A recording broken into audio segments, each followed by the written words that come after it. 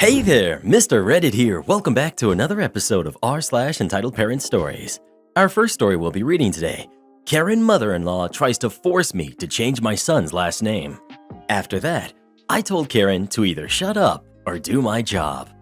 And after that, am I the jerk for feeding my boyfriend vegan food without him knowing? Now for every thumbs up this video gets, one Karen has to watch Space Jam. Ooh, I love Michael Jordan. The remake. Oh, you've taken this too far, Reddit boy. So please smash that like button and subscribe and turn on notifications for new stories from Reddit every single day. Karen mother-in-law tries to force me to change my son's last name. Edit. LEO means law enforcement officer. I'm a mother of a 6-year-old son. I've been with my husband for 3 years. His family is a big, proud family of law enforcement officers, and my husband is a law enforcement officer himself. They love my son as their own, but mother-in-law repeatedly asks about the possibility of giving him the family's last name, as in changing his last name, which belongs to my late husband, then lists the reasons why I should consider it. I gave no clear answers in hopes that she'd drop it. My husband was working when me and my son visited his family last weekend. Mother-in-law asked again when I will finally give my son the family's name. I felt annoyed and said I needed time to think about it to get her off of my back. But brother-in-law chimed in, saying I should feel honored and not even take time to think about it because his family's name and reputation are well known among others. Mother-in-law said by not considering it, I'm creating distance between them and my son and preventing them from being a family under one name. I was mad. I said I wasn't going to do that anytime soon and will wait until my son is old enough to decide. I added that I don't feel it's right to make this decision on my son's behalf no matter how much his stepfamily loves him.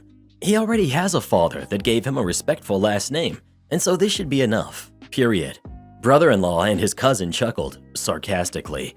Mother-in-law and sister-in-law said I was a hypocrite for expecting them to treat my son as their own and yet refused to let them give him their last name. I responded that they're the ones letting a name dictate the kind of relationship they have with my son. I don't understand why it's so important to have my son have their last name. Like, it's supposed to complete him or something. Mother-in-law still argued about it after I said this was between me and my husband and didn't stop, so I left during the dinner, then got a text from mother-in-law thanking me for rudely telling her that her family's last name isn't good enough for me and my son. She said it's my decision to keep my son's last name, but should no longer expect them to treat him as if they are his family after I made it abundantly clear that they are not. Mother-in-law emptied the room she had for when my son visits, and sister-in-law sent her husband to take back the gifts that she gave to my son and made up an excuse for it. I was hurt and consulted mom, who said I should show my in-laws compliance if I wanted benefits for me and my son's future since they have potentials and are well off. My son's current last name is useless at this point, according to her. My husband is conflicted. One minute he's saying his mom kind of has a point. The next he's on the phone yelling at her to stop it, but still thought being rude was not the way. Did I go too far? Was I the jerk? I told my husband I won't be visiting anymore, although he said he could tell them to apologize and drop it. But I feel like this is too big for an apology to fix, even if I seemed rude. I told Karen to either shut up or do my job. A little background. I've been working at a name brand store for a little bit now. I'm always happy to work, and I'm always happy to serve my customers. I'm a cashier, but sometimes people get the better of me. I have never went off on a customer until today, and I feel a little bad for it. I was bagging groceries up for a customer when out of the corner of my eye, in my very long line of people, I see this lady. She doesn't look like your typical Karen. She has long brown hair, a nice brown top, and some black pants, and her husband was dressed in a white polo and slacks. I finished with the person I'm checking out and turned to them.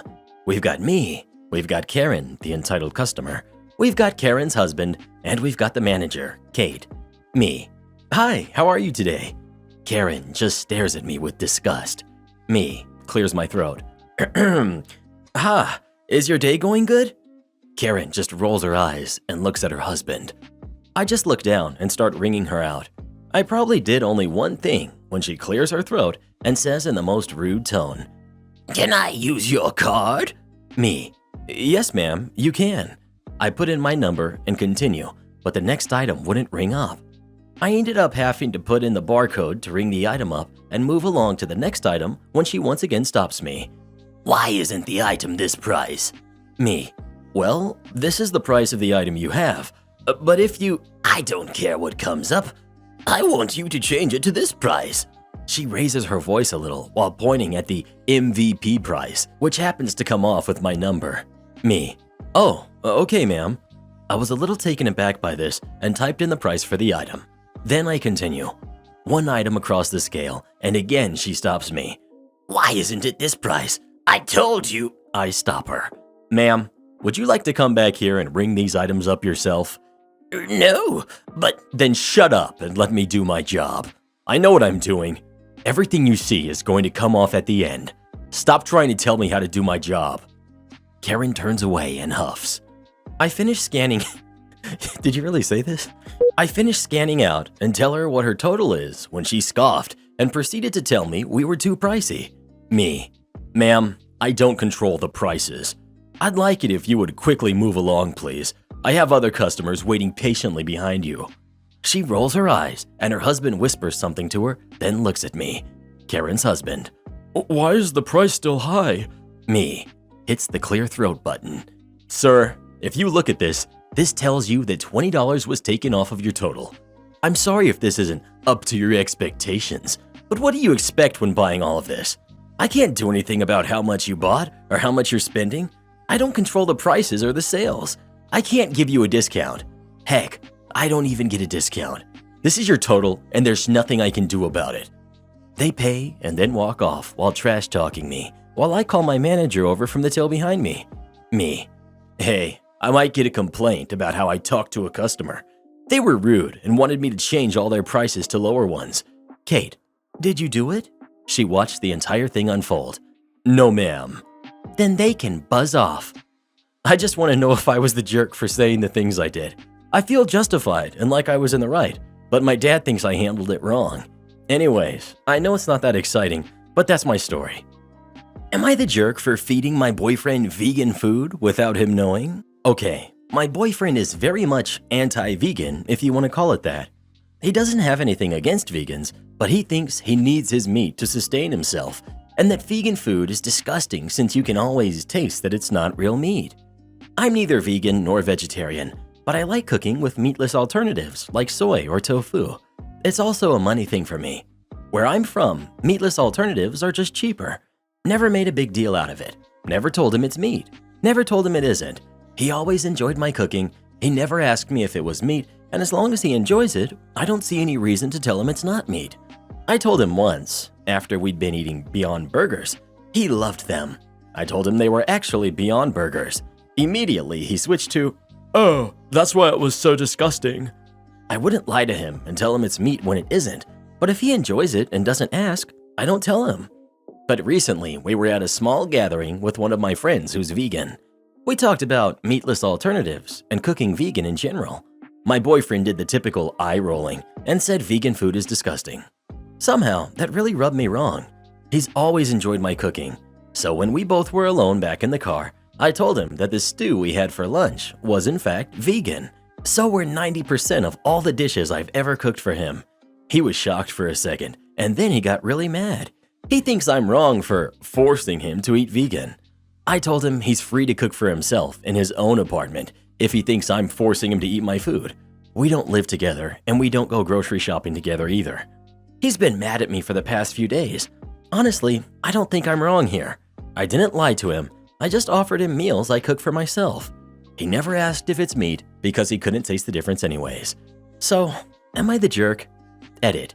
So many replies. I can't answer every single one, unfortunately, but I think every question or concern has been addressed at least once. My boyfriend just came over. He apologized. Turns out the main concern was something completely different. He feels like he's been gaining a lot of weight and has read online that vegan food makes you gain weight.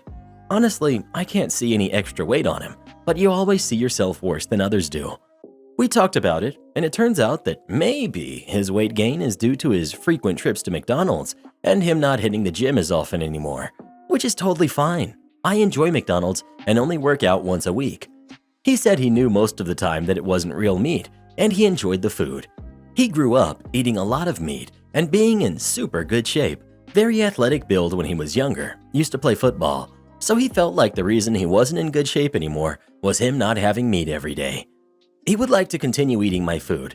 He doesn't want to know what it is, because especially my fake chicken made out of flour and water seems weird to him, but it tastes good. He said if he knows it's made from flour and water, he's gonna think it tastes weird despite it actually tasting good and him enjoying it before. We're not looking to move in together right now. We both feel like moving in together requires a longer relationship. We've only been dating for a year, but if we eventually do, we'll figure out meal plans. I offered him an apology as well. He said yes, if he didn't already know and I wasn't open about cooking vegan, that would be a jerk move. But as I already said, he's seen my fridge, there's no meat in it. He's seen my take online classes about meat substitutes. He's heard me talk to vegan friends about substitutes. He figured it out pretty fast. So we're okay. And for lunch, he's cooking vegetarian pasta. Okay, it's just pasta with marinara sauce, but still. Karen's sister-in-law asked me to buy cheaper clothes for my kids. My husband and I have two daughters who are 14 and 16. We both have high-paying jobs.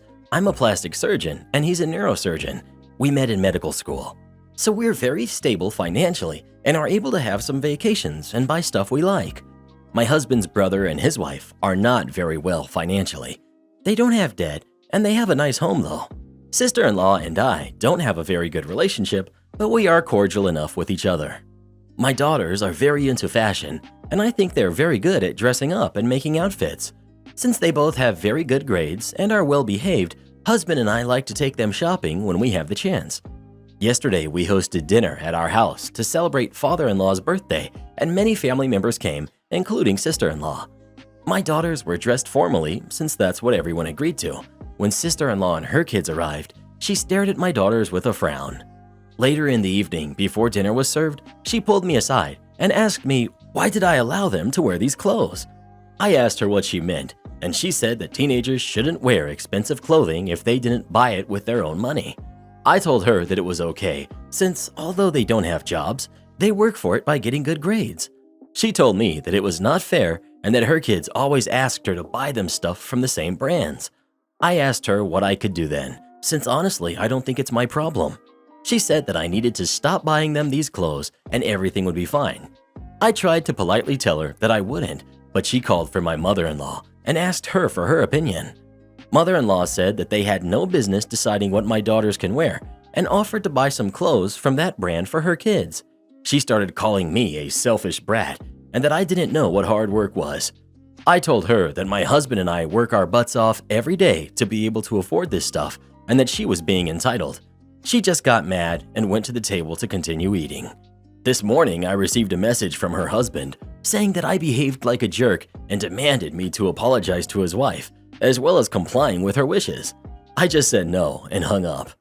Now, they are threatening to go no contact with us unless I apologize, but my ego is too big to do so. Edit. My husband and I talked with the girls, and they both said they didn't know how their cousins felt. They offered to wear non-brand clothes on family gatherings so their cousins didn't feel uncomfortable. Husband and I thanked them and told them that it wasn't their fault. Husband then contacted his brother, and apparently sister-in-law told him that our girls bullied hers. But we compared versions and realized it was a lie. Brother-in-law apologized twice and made sister-in-law apologize. She was hesitant at first, but did. I told her what my girls were going to do, and she said that it was good, but she was hoping for more. To be honest, I feel like the problem is solved for now. Thanks for everyone's advice in the comments. What about our birthday party? This story is based in the 90s. Before Karen's, we still ran on a DOS system because the hotel had just gotten a computer system. Internet was shoddy. Most of our issues were pool related because we were the biggest hotel in the city at that time. The owner was not into spending money on maintenance, so constant maintenance issues in between major remodels. So, the pool. The owner had a no birthday parties in the pool policy. It was just way too much of a headache, and when you have 200 rooms and one pool, there's no way you can reserve the pool for a Saturday afternoon without causing chaos. So, we just didn't do it. It didn't stop guests from trying though, and I have multiple fun stories about that.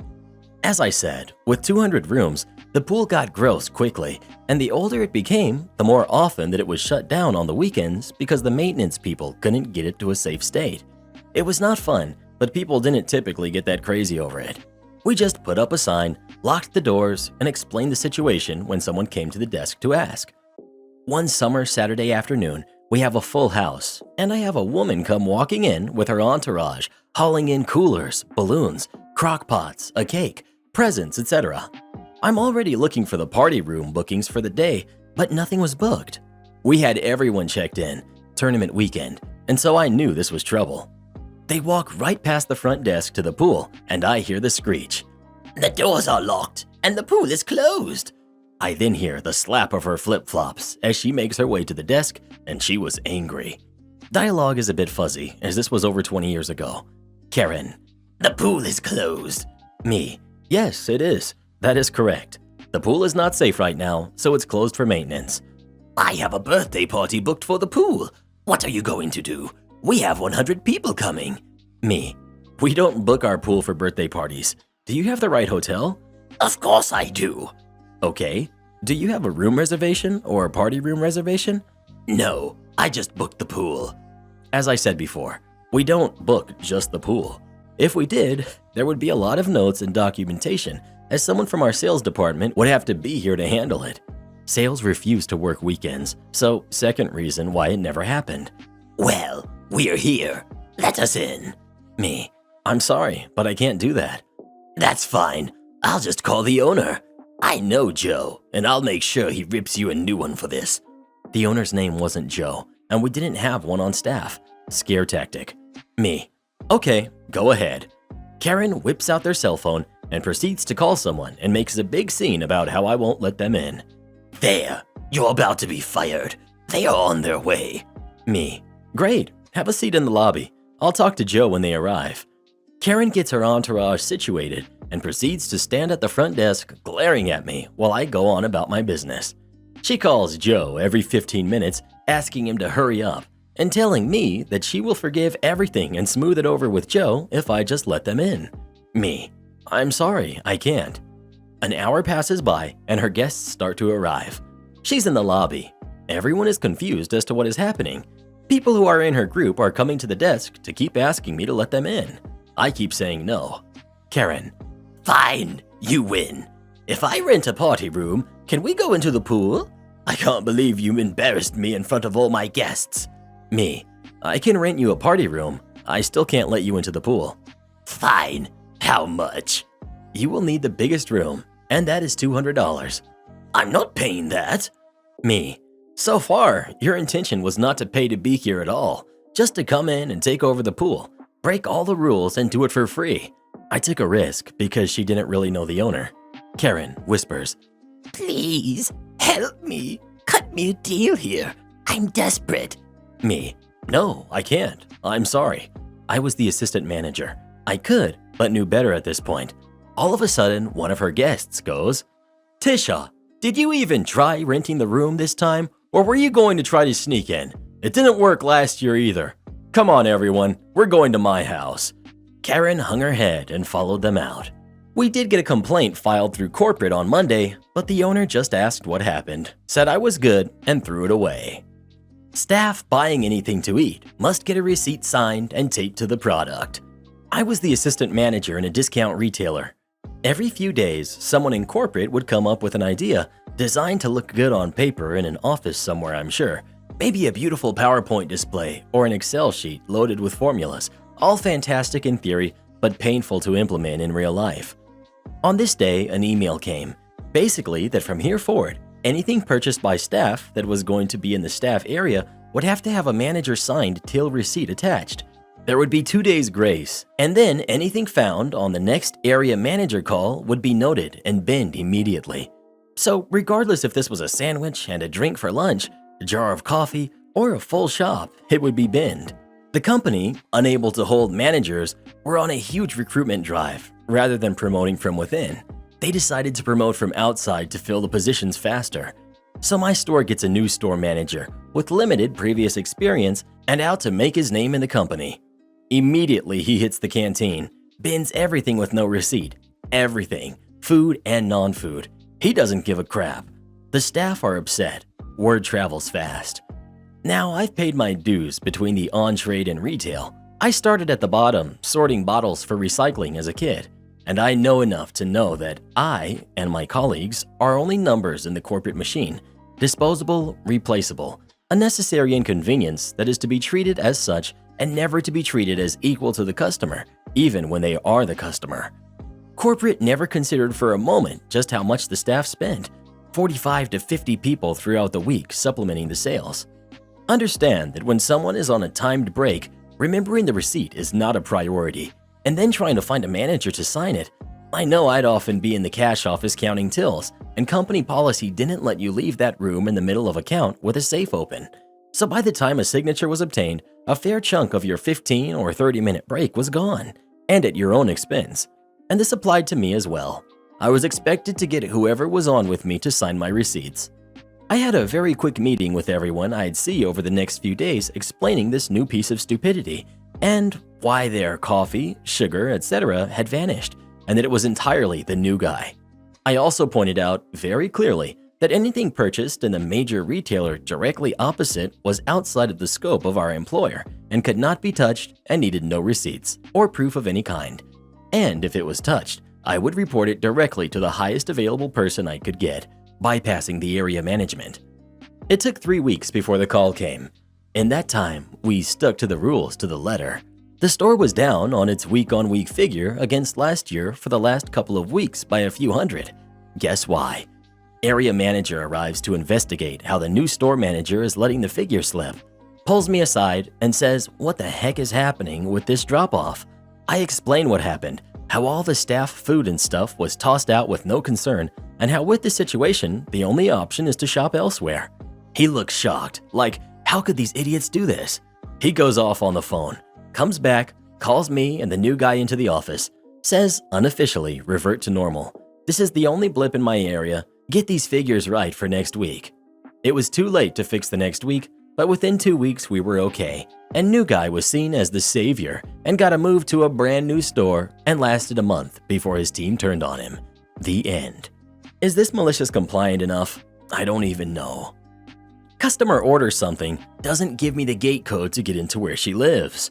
I work in a retail business that sells lumber. My job is mostly just deliveries. I had 2 deliveries loaded onto my truck. The second delivery was for in a town that we very rarely deliver to due to the distance, which was over an hour drive away. But it was decided, since I was 3/4 of the way there with my first delivery, I'd drop off the item. The customer was called by staff in the store to let them know I was coming that morning as far as I'm aware. The item was a roll of plastic 8 feet long, but light. I finished my first delivery and tried punching in the address for the second in my GPS. There were some issues with the location because the road names weren't matching on the GPS with what my order form said.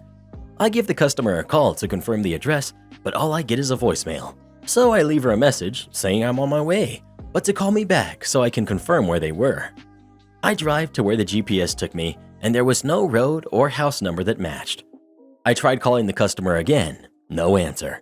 So I tried Googling the street in my phone, and as a result came up for a little retirement trailer park on the north end of town, and I was on the south end.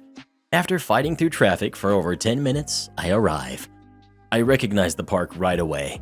This place required a gate code to get into. The gate is only meant for stopping vehicles. There were sidewalks on either side. I called the customer again, no answer. So I called the administration for the park and explained the situation.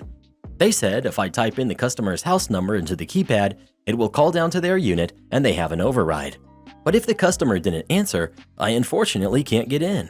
So I tried the keypad, nothing happened. I look up a map to see where her unit is, and it was about half a mile from the front gate. I call down to my store and talk to the worker who did this order. They were upset with the customer, saying, "Her telling us there is a gate would be very helpful to know." She tells me she'll try phoning and to hold tight. After 10 minutes, I get a call back from my coworker saying she can't get a hold of the customer either, and she didn't want to have me not deliver the item since it would be a long drive back. So she told me if I could walk to her unit, let her know I'm there, I can walk back and get my truck to deliver her item. As I prepare, I figured I might as well bring the item with me. It wasn't heavy, and it would save going through the park twice. After 10 minutes of walking, I arrive, and peer into the back door and see the customer working. I call out, informing who I am, and I was pretty blunt in saying we had called multiple times because we didn't have any code to get through the gate. She asked me how I managed to get here, and I told her I walked with her item. She immediately started saying how sorry she was, how embarrassed she was, just saying sorry again and again and again. I just simply said, if you order anything more in the future, just remember to give us the gate code. She kept saying how sorry she was and told me to wait. I realized she was getting me a tip, so after a moment she came back, giving me a $5 bill. I know kinda bad to think, but I thought, I walked a half mile with a large roll of plastic and you give me $5? I just kept polite and said thank you and walked back to my vehicle with her saying how sorry she was. So on my walk back, I phoned my coworker, let them know what went on, and they told me when they phone the customer later, they'll be charging her a larger delivery charge considering what I had to do. This delivery probably took closer to an hour longer than it would have under normal circumstances. So that was my fun. I had to drive back and have a short lunch because I had at least 8 more deliveries to try and complete before the end of the day. Don't be a Karen if you don't want to look like a Karen. My friend is a hairdresser by trade and works at a very upscale salon. I go to her myself and can attest to her being amazing. Anyway, this salon had one customer who had been passed around from hairdresser to hairdresser, bullying every single new one she saw. This woman was an absolute terror. She made 3, count 'em, 3 separate hairdressers cry. The only reason she was still a client of the salon was that her mom was friends with the owner. She was a relatively young gal, maybe in her mid-20s, with very long bottle blonde hair, past her waist, that she insisted to everyone who wasn't her hairdresser was her natural color. It was very much not. She went to the salon religiously so no one would ever find out her secret shame. She blamed her hairdresser for all of her hair problems, many of which were the results of heavy bleaching and how much heat she used on her hair and her refusal to follow care instructions, and was never satisfied with anything. So everything shuts down in our state, and she screams at my friend to come do her hair for her because she can't have her boyfriend finding out she's not a natural blonde. Anyway, my friend refuses, and despite Karen's threats, she knows that the salon owner knows she's too darn good at her job and has too loyal a customer base to fire her, so she thinks no more of it until a few months later when the salon reopens, and lo and behold, who should appear in the appointment book but Karen? So the day arrives and Karen shows up with her hair dyed jet black, and not very well dyed either. My friend is shocked because Karen's always made such a big deal about being a blonde, and how even though she gets her hair bleached, she really is a natural blonde and just enhancing her hair color a little. My friend asks Karen what they were doing that day, and Karen demands to be made blonde again. My friend is like, okay, that's going to be a process, because this jerk has used black box dye, which is really hard to get out. For those of you who don't know, getting dyed dark hair to blonde is usually something done in stages, so the hair has a chance to recover a bit between bleaching sessions to avoid breakage. Karen is like, no, I am going to be blonde when I leave here today, or I am telling your boss that you see clients at home sometimes and getting you fired. My friend sometimes does friends' hair at home for a lower price because she's a sweetheart, which her boss is fine with. And it's your fault I had to dye my own hair this color because my boyfriend would have seen my roots if I hadn't done something. My friend is tired of Karen's BS at this point, but it's a slow day and she has time. She explains to Karen that if she takes her blonde all in one go, her hair will be fried and she'll likely end up having to lose a lot of length. Karen scoffs and rolls her eyes and is like, that's never happened before, and my hair's so healthy, I'm sure it will be fine if you don't mess it up. Friend recommends at least using Olaplex, a product that helps prevent damage. Karen says she thinks it's a scam to overcharge customers and won't pay for it. Cue malicious compliance. Friend is like, okay, but makes several coworkers be witnesses that this is what Karen is asking for after friend explained the risks. Friend meanwhile has formulated a fiendish scheme.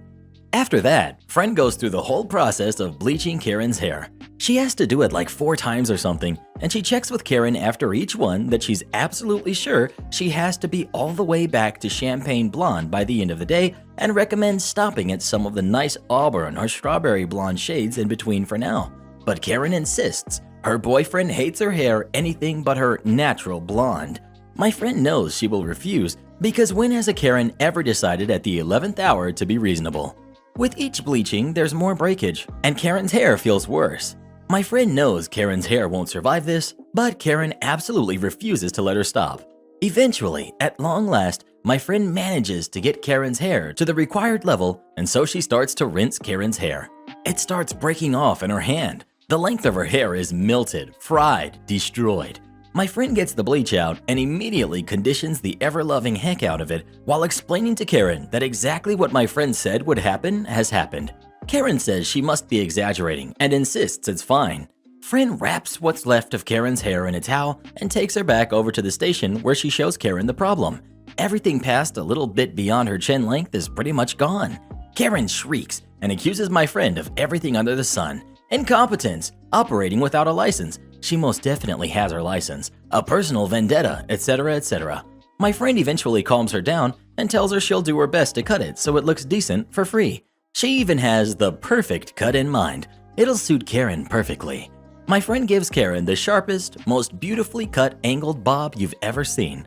I've seen it thanks to my friend showing me Karen's Insta, that despite the incredible precision and skill showcased, is unequivocally and perfectly the Karen. Blown out and styled to, "Can I speak to your manager?" perfection, Karen starts crying because the cut makes her look 40. She wants to speak to the manager. My friend gets the manager and Karen throws a fit, threatening to sue, and how dare they, and how his employees do this to mock her, and so on and so forth, while my friend stands there looking completely innocent. The boss then asks friend her side of the story, and the other hairdressers back her up and say that the cut is just her trying to make the best of what's left of her hair. Even the boss by now is sick of Karen's BS, and Karen is forced to pay the huge sum of money owed for how much time was spent bleaching her hair, much of which is gone now, and leaves swearing never to come back. Her boyfriend, a cop, calls up later and threatens to assault my friend for doing that to Karen's hair against his wishes, and my friend tells him if he tries anything, she's going to tell his superiors and every news agency in the city. Nothing further happens, but he eventually dumps Karen because he doesn't like girls with short hair. Click this button to join as a channel member today and we'll give you a special shout out in our next video. Or come watch this video next. It's definitely one of the craziest we've ever done.